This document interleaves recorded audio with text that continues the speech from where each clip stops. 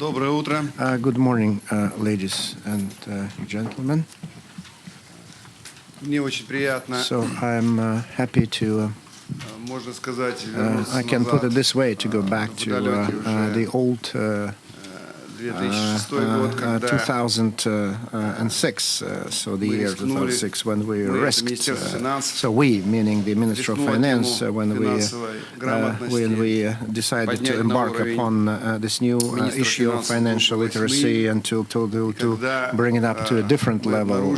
And when we realized by the results of some research that we had done previously, and so we had some negotiations and the convictions, we realized that the subject matter of financial literacy became as important as replenishing the national budget. So financial literacy was no less important. We realized that, and it goes without saying that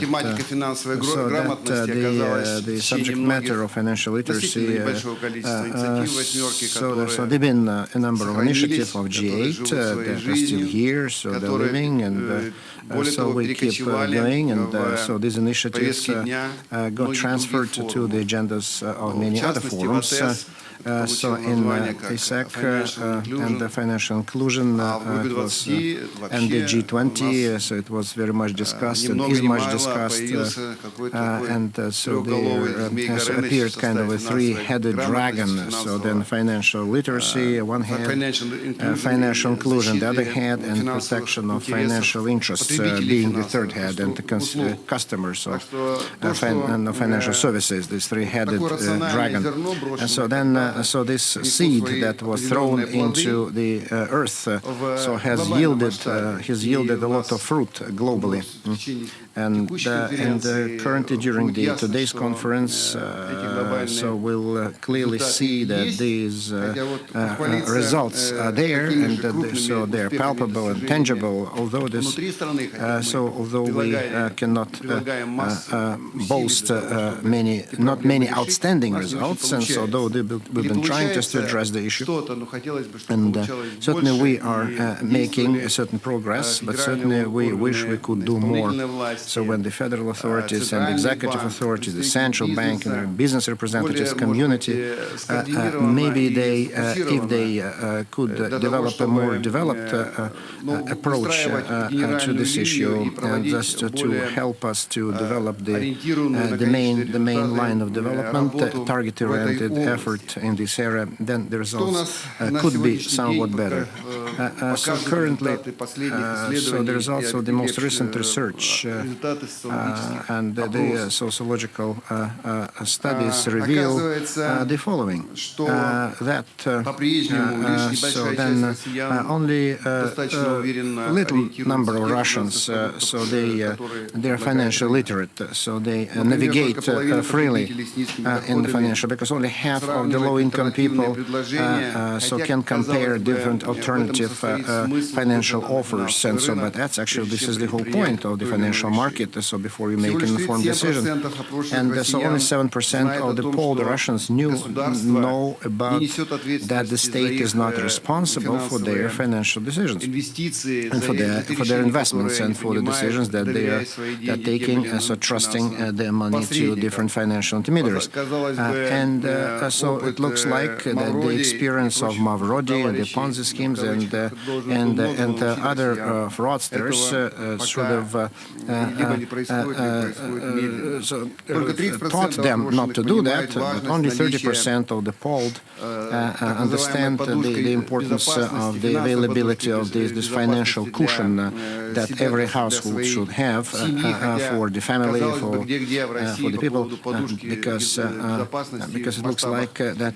So the Russians should be the first to know about the importance of financial cushion, because we've been talking about that for 10 years because we keep just pumping it up and increasing it, or just it's being depleted. But anyway, so not many pay heed, and so many citizens should learn more about that and get hold of the subject on a much better scale.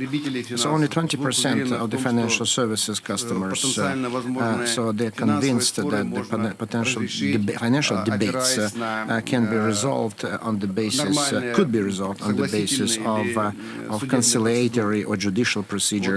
So only 20 convinced that it could be done. And so this factor maybe could be one of the most troubling.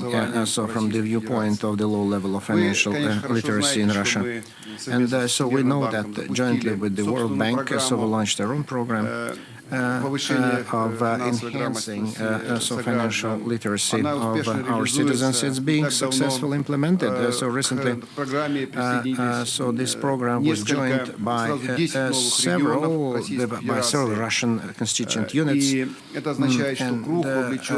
it means that the level of involvement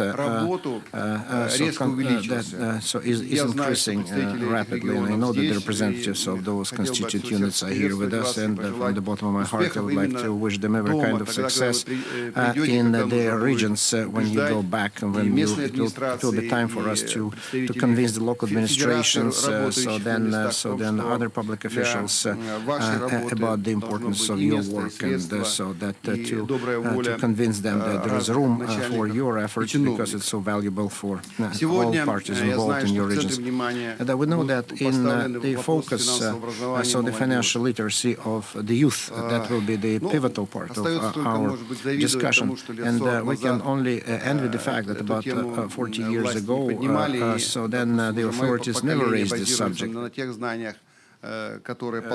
And so now we're basing our knowledge on the experience that we have received. And so the opportunities that the authorities create and other authorities involved from other countries, aimed at the enhancement of the financial literacy of the youth, certainly is very heartening.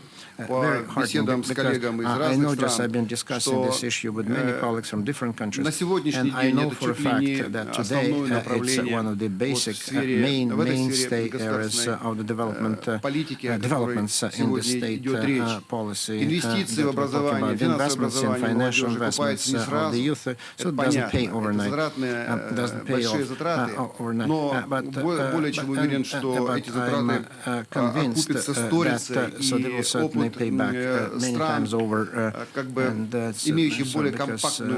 certainly that, and especially the countries with more smaller economies and more concentrated economies, so that display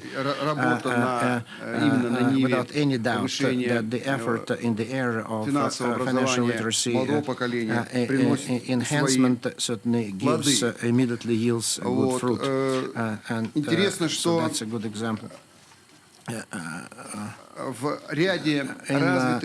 In some developed big economies, countries, so the situation looks even more troubling, more disturbing than one could imagine. So if you did not take care of this issue, because we know that in the developing countries, practically all generations have problems with the access to financial services. And in the developed countries, the situation is much more straightforward, but simultaneously it's more challenging, because to provide the statistics shows that we have available displays without any doubt that, for example, Great Britain, 60% of the young people aged 17 already have, they're riddled with debts, so they accumulated a lot of debt. In the United States, the figure a bit lower, but it's still 50%. And that means that naturally, the evolution of events, that the young people are so given to advertising, to commercials, and so that the intermediaries. So I'm telling you this, the intermediaries are the people who work with other people's money. So they easily make this money available to other institutions. So they certainly skim the cream and skim the milk, and then they don't care what happens after afterwards. And so maybe just I aggravate the situation somewhat, but I'm sure that this is what we have in the area of this development in the youth area. So then many people who want to start their own business, and so they need financing, they need to raise money for their startups. So they say that the debt, so consumer lending loans, so even aggravates the situation further. And so there is nothing to finance startups with, because it's very challenging by itself just to finance startups, but for the young people who already are indebted on consumer lending loans, so it becomes even more challenging to raise money for startups. We in the Russian Federation are attempting to avoid these mistakes, and I think that the Russians sitting next to me will concur. Maybe the program that is being implemented right now, and it's implemented even I would say excessively in the shade. We don't, because we do not talk about the results of this program, so it's wrong that it's too much so covered. So it means to be more open, and the people who are involved in this kind of work, so unfortunately there's too much secrecy about it, and it results in lack of coordination, because the central bank deals with this challenge, so they have their own program in this area. And then we have this, and we thank the City Foundation that they work independently, and we hope that we'll find common ground and we'll dovetail someplace. And that's what's happening. Yes, I see it happening, but at the same time I accidentally learned that there is a new program being launched. It's called budget literacy. I never knew about that. So what's the difference between financial literacy and budget literacy? So was there a bridge that could be spun across these two entities? I don't know, but everything is happening at the level of the federal authorities, which certainly raises certain questions. And because we resting on the experience of getting the benefit of other people's experience in financial institutions. So we think that financial literacy and more general category, financial category is wider in its notion and its definition than the budget literacy. And so because the opportunities, every household should be able just to make up its own budget and learn how the budget process goes on. So at the level of every state. And certainly it would be strange if I didn't mention, remind you of a very important fact, meaning so then the financial education issue brought up to the fore. So during the Russian chairmanship of G20, Mr. Putin on the 14th of June last year, so during the meeting with the civil society representatives, so he spoke about the following. So the most important that we give people a chance to share the new products, financial products offered to the financial market, making them more independent, transparent, and the society is becoming more advanced and more viable. And thus, what I mean, financial education requires an extremely important point. So that during the G20 chairmanship, so I think that we completely accomplished this political task, and so we'll keep.